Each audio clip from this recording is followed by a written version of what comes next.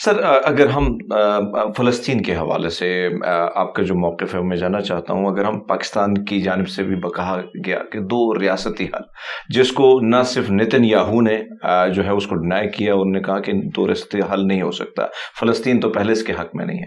آپ اس 2 ریاستی حل کو کیسے دیکھتے ہیں؟ پہلے تو یہ کلیئر کر لیں کہ یہ جو 2 ریاستی حل ہے نا، اس کے ساتھ بانی پاکستان محمد علی جناح تو ایگری نہیں کرتے تھے.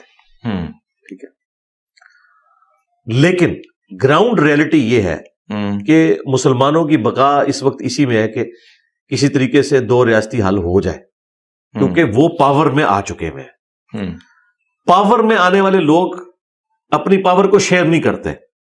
یہ کہتے ہیں وہ ناانصافی پر مبنی تھا. بھائی ناانصافی پر مبنی کیا، انہوں نے تو قبضہ کر لیا ہوا تھا. گریٹ برٹن جنگ جیت چکا تھا، امریکہ جنگ جیت چکا تھا. وہ تو 100% بھی ہم سے ملک لے لیتا، تب بھی ہم کچھ نہیں کر سکتے تھے. یہ تو بڑی مہربانی ہے کہ یو این او میں یہ سارا معاملہ ہوا اور چلے 55-45 کی بنیاد پہ ہی طے ہو گیا.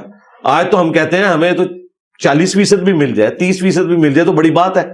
تو یہ جو ہمارے اس وقت سٹنگ پرائم منسٹر کاکڑ صاحب نے بات کی ہے، اس کا لوگ مذاق اڑا رہے ہیں، جذباتی مذاق اڑا رہے ہیں. میں بالکل ان کے ساتھ ایگری کرتا ہوں کہ محمد علی جناح نے اس زمانے میں اگر ایک بات کی تھی، اس وقت گراؤنڈ ریئلٹیز ڈیفرنٹ تھی. اس وقت یہ بات کرنا ان کی ایک ذاتی شغف والی بات تھی.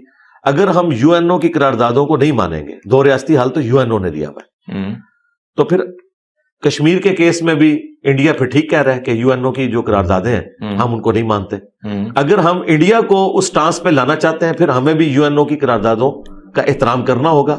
اور اس معاملے میں ہماری آرمی بھی اور پولیٹیکل گورنمنٹ بھی ایک پیج کے اوپر ہے کہ 2 ریاستی حل ہی بہتر حل ہے. باقی نیتن یاہو ظاہر ہے وہ کیسے مانیں گے، وہ تو ماننے کے لیے تیار نہیں. یہی تو ہم کہہ رہے ہیں کہ اگر اس کے بدلے میں ساری مسلم دنیا کو اسرائیل کو تسلیم بھی کرنا پڑتا ہے تو کوئی گھاٹے کا سودا نہیں ہے. کم از کم وہاں پہ سکون آ جائے گا.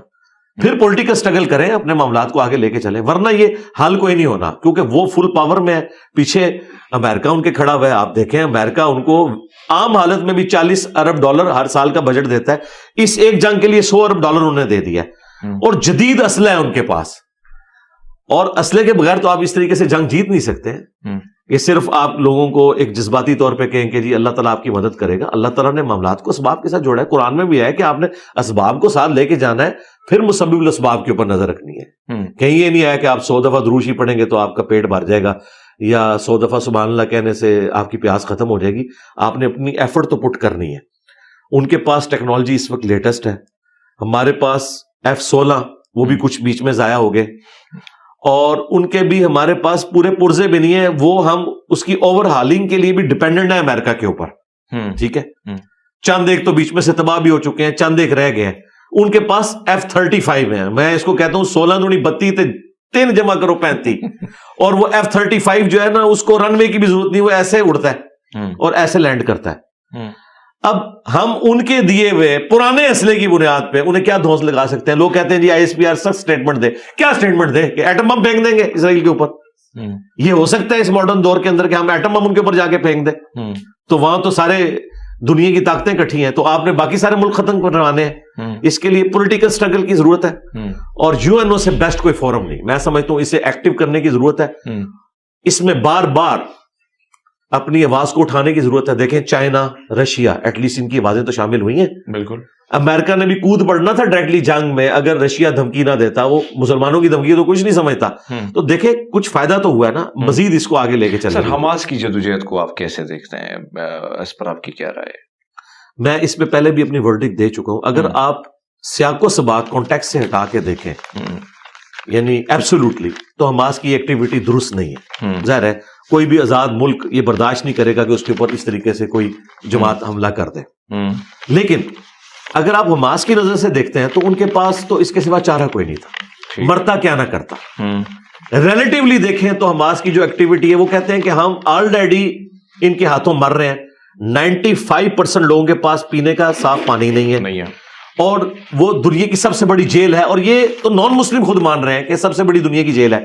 وہ کہتے ہیں ہم نے تو سسک کے مرنا ہے، تو ایک ہی دفعہ کیوں نہ مر جائے. تو یہ ہم ایکٹیویٹی پرفارم کریں تاکہ دنیا کے سامنے ہم ہائی لائٹ کر سکیں اس مسئلے کو. اور دیکھیں وہ کامیاب ہوئے ہیں. اس سے پہلے تو کوئی ماننے کے لیے تیار ہی نہیں تھا.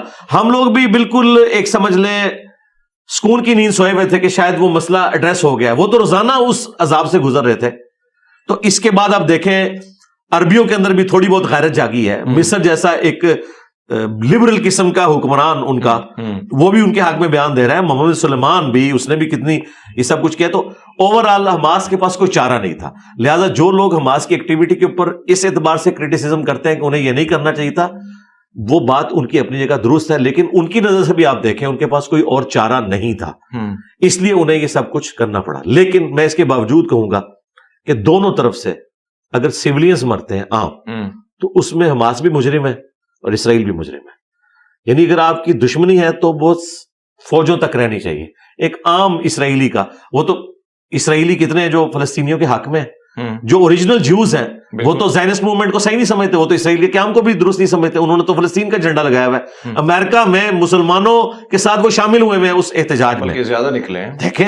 اچھا لیکن اب یہاں پہ میں ایک بات کروں گا, وہ لوگوں کو بری لگے گی کہ یار پھر سلام ہے امریکہ کو کہ فاتح ہو کے بھی اپنے بغل بچے اسرائیل کے خلاف اپنے ملک میں پروٹیسٹ کرنے دے رہی ہے.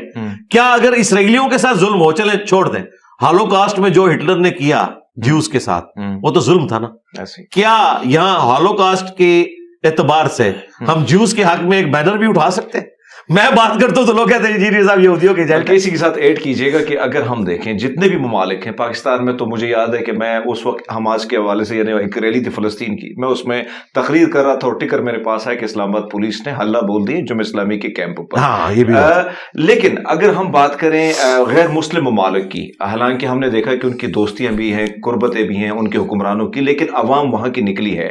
جیوش نکلیں, کرسچن نکلیں, سکھ نکلیں, ہندو نکلیں. ابھی نائجیریا میں جو ہوا کرسمس ڈے پر 160 بستیاں 160 کرسچن کو زندہ جلایا گیا.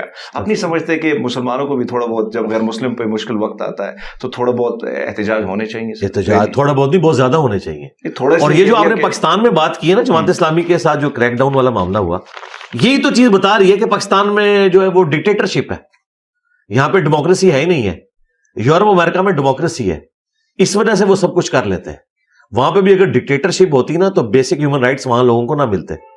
یہ انہوں نے صدیوں کی محنت کے بعد یہ چیز اچیو کی ہے, ایک دن میں نہیں ہوئی ہے. لیکن ہمارے ساتھ تو وہ, ہمارا تو ٹی ناٹ ہی نہیں سٹارٹ ہوا.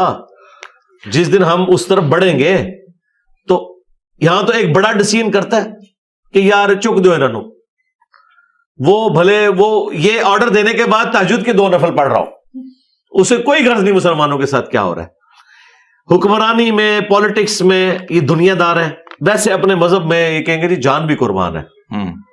اچھا, اور منافق بھی نہیں. میں نہیں سمجھتا کہ ہمارے حکمران منافق ہیں. میں نے قریب سے بڑوں کو بھی دیکھا ہے, وہ اپنی پرسنل زندگی میں خوف خدا بھی رکھتے ہیں, لیکن پتہ نہیں پالیٹکس کا جب معاملہ آتا ہے نا, ساری کی ساری جو ہمارے پولیٹیکل لیڈرز کرتے بھی ہیں, ویسے آپ ان کے بھاشن دیکھیں, اتنی اچھی سی تقریریں ہیں. بالکل.